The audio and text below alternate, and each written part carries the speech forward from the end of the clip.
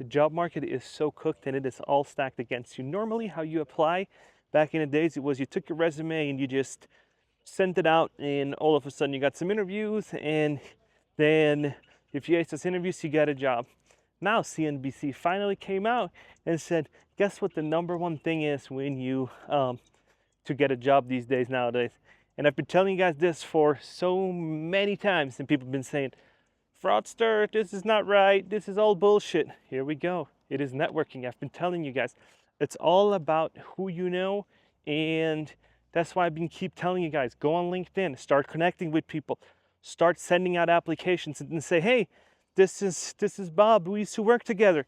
But you can't do that if you never talk to anybody. And if you're the dude or the person that is so difficult to work with and has just been an asshole to everybody, nobody's going to give you an internal referral. Nobody's going to recommend you because you were an asshole to work with last job. So they're not going to refer you. But you gotta do it.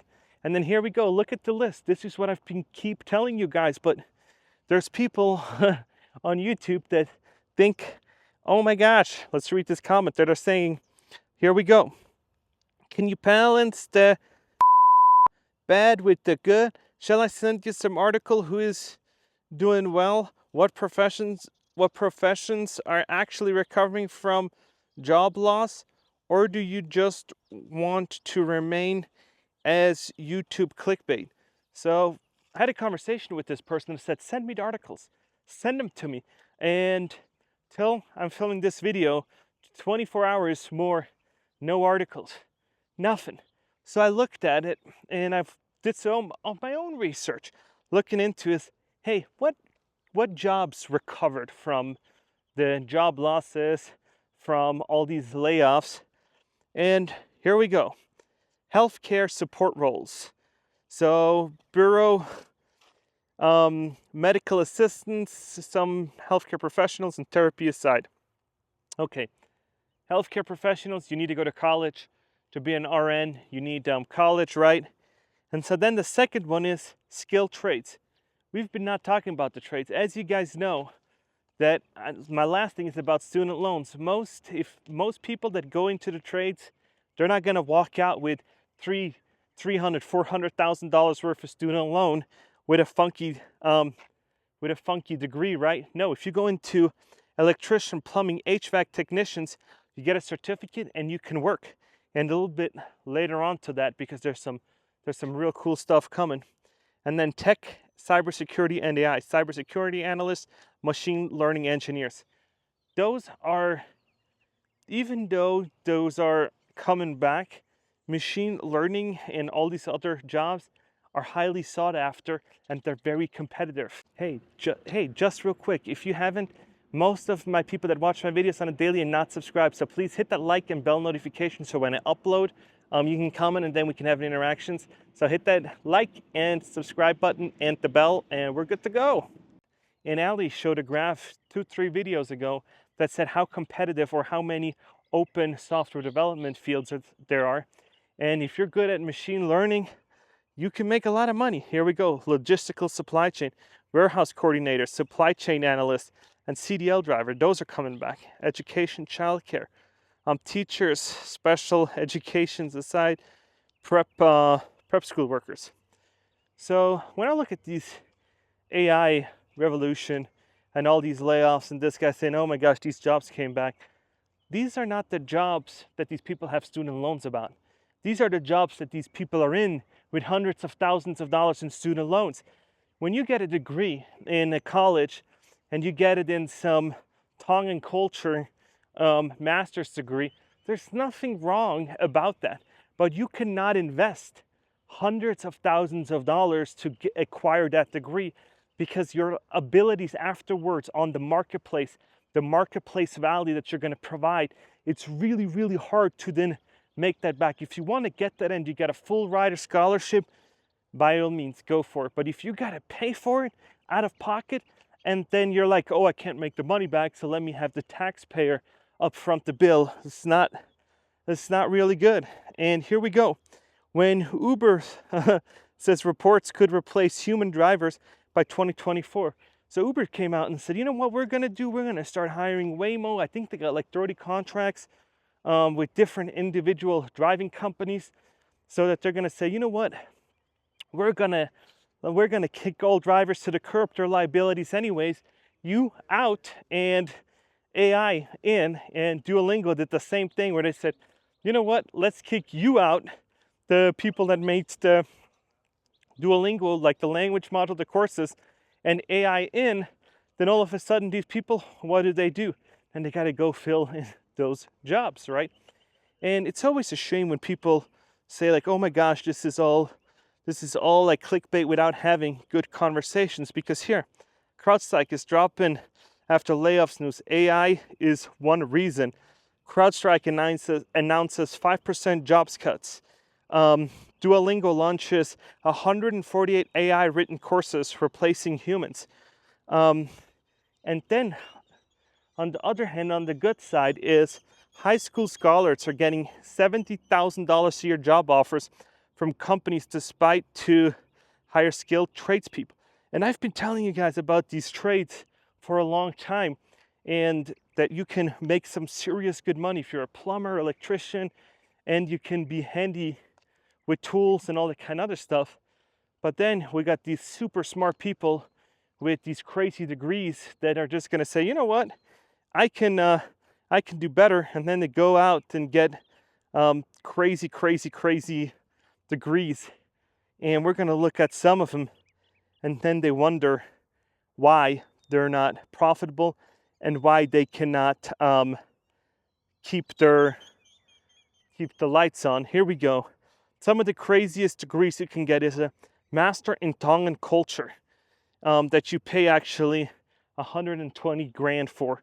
Then masters in entrepreneurship, masters in puppetry, masters in eco-feminist pottery, master in happiness studies, master in sports philosophy, master in wine culture, master in magical realism, master in TikTok strategy, master in intergalactic communications.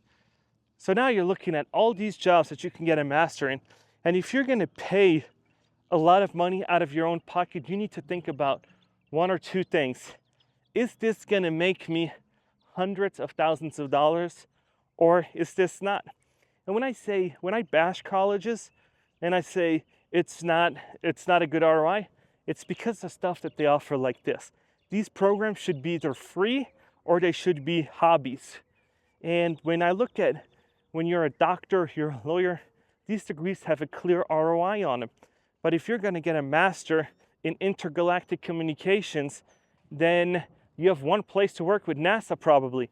And how many people graduate and how many people does NASA need? Here's the thing, nobody's kind of looking for these jobs, right? So, and if they are, and you graduate with 20 people in it, it's just like crazy. And when I grew up in Switzerland and I was looking for jobs, they always said, you got to go to college, you're going to be a nobody, you're an idiot if you're not going to do it. And all of a sudden, I see the change switch.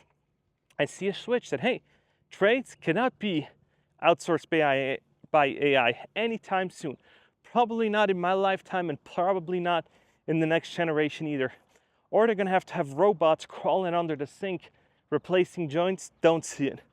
And I can see that if they do like new manufacturing, that they can lay shingles on the roof with robots. I see stuff like that. But you still got to drive there, unload them, and do stuff. Service tech people, where they come out and do stuff, can't be replaced anytime soon with AI. But when these people come online and tell, like, oh my gosh, there's huge jobs recovery stuff, where? Send me the proof. My email's on my YouTube. You can just reach out and say, hey, you should fact check. You should check it. But most of the time, I do my research, and I talk to people that are in the job hunt every day, literally every day. I see their frustrations. I see what their degrees are. I literally see it every day. And when you're like, oh my gosh, these are hiring, I don't see that. I don't see none of it. Because if so, let me know which area so I can send my job seekers that are highly qualified, that are really good at interviewing and have really outstanding resumes, to that area. And people are willing to move, and people are willing to relocate, do all kinds of stuff. So let me know in the comments below, because I'd love to know if there's some secret town in the US that is hiring all these people that are white collar, not blue collar, that are looking for jobs. And so this is just one of the instances where I was like, this is all nonsense. This is all nonsense. And the problem is that this person has the same amount of rights to vote as I do. And it's easy to just go online and say, you know what, this is nonsense. Let me send you some articles, and then zero, right? And you might find some place where Apple said, oh, we're going to hire 10, 20,000 people over the next how many years. But I've not heard of any other big company that is saying, you know what, we're going to hire people in droves because we got all this other stuff going on. Nope, the only people that I've heard are getting hired is these high school students from the trades for welding for submarines and doing all this other stuff, where colleges or high schools actually have trades, trade schools actually show up, and they can now be on par with colleges. But before, it was just only colleges. Before, everything that they said is, you got to go to college, you got to go to college. And now all of a sudden they're saying, hey, trades might not be such a bad, to become a plumber isn't such a bad thing after all. And it's all these highly educated college people that can't pay back their student loan that say, that could never be a plumber. But look at that, $70,000 hiring year, salary when they're hiring these people. This is phenomenal. I'm so stoked for them.